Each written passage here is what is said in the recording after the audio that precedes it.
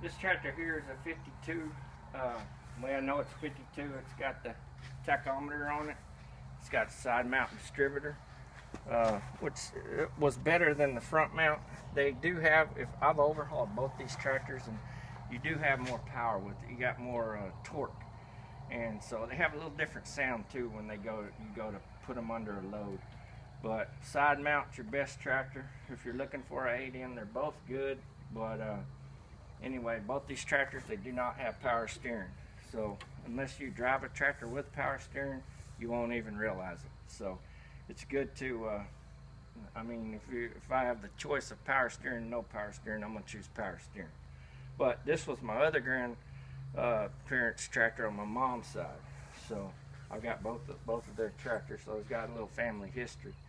But anyway, when you turn these tractors, you're also looking for tightness in your joints, and this responds pretty quick. It doesn't have a whole lot of slack in it, so it's pretty good there. Another thing, when you go to buy a tractor's tires, these are the tires that were on it. That one I had to put tires all the way around it. They were worn out, but anyway, side mount, I converted this one also to 12 volt, and that works real good starting. It does not have electronic ignition. You can get those with electronic ignition, but it does have a tachometer, and these don't have a temperature gauge either. It's got oil pressure and your amps on your battery, so you know it's charging. They didn't have a temperature gauge. When I was probably in 3rd, 4th grade, I did a lot of plowing with these type of tractors. You run first gear wide open, and you use it or overhaul them every couple of years. But anyway, the way I knew that tractor was hot is when water started running out of the radiator, so I had to let it rest a little bit. But anyway, tough motors, easy to work on. You do have to piddle with them every now and then, but once you get them figured out and get all the bugs worked out after overhauling them, it's like anything, they work good. But anyway, this is a side mount 52 model. The 47 model, it had a little bitty knob on it right there, so that's how I know it's a 47. But the 9Ns too, they have different wheels on them. You'll see like a cover over this wheel.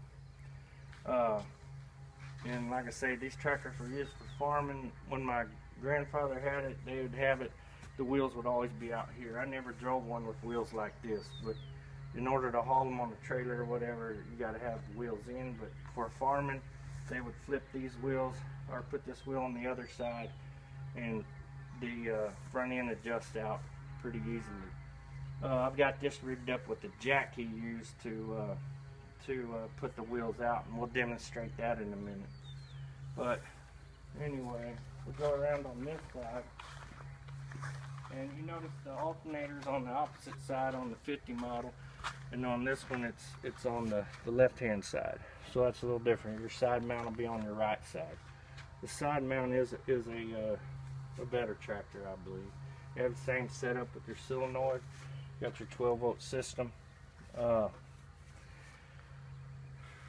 Let's see, here's your PTO. This operates your lift. You also have a draft control over here. If you're farming, you'll let that down, and that'll control your plow. When it goes to digging too much wood, it'll let it come back up. But you have to have your clutch in and move this lever here to take it out, take the PTO out. Like I say, these are neat little tractors.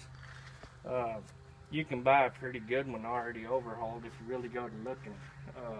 Sometimes $1,500. People just wanting them to get a new Kubota or a new little Ford or whatever, and so they're tired of fooling with them, and they're, like I say, they're a little more work, but I guess once they get in your blood, you kind of have a soft spot for them, and they work pretty good.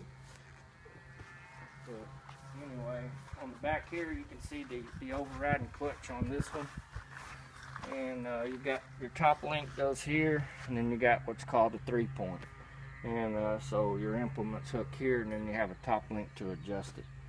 But this is that jack I have on here, and you can see it goes up under here, and it's It's underneath the tractor, and as I raise the tractor, it lifts it up, which is kind of neat for the farmer because he could adjust his wheels in and out with not a lot of issue. But I'll start this tractor up too, and I'll demonstrate the jack. Up there in the front tire, whoop, it came off. We'll show it.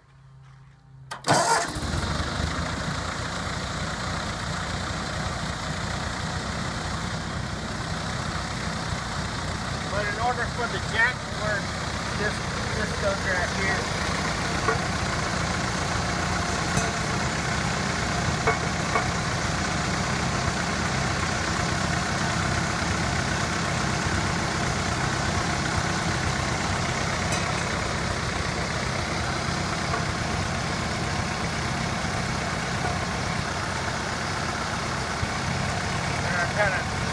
I got a spot there where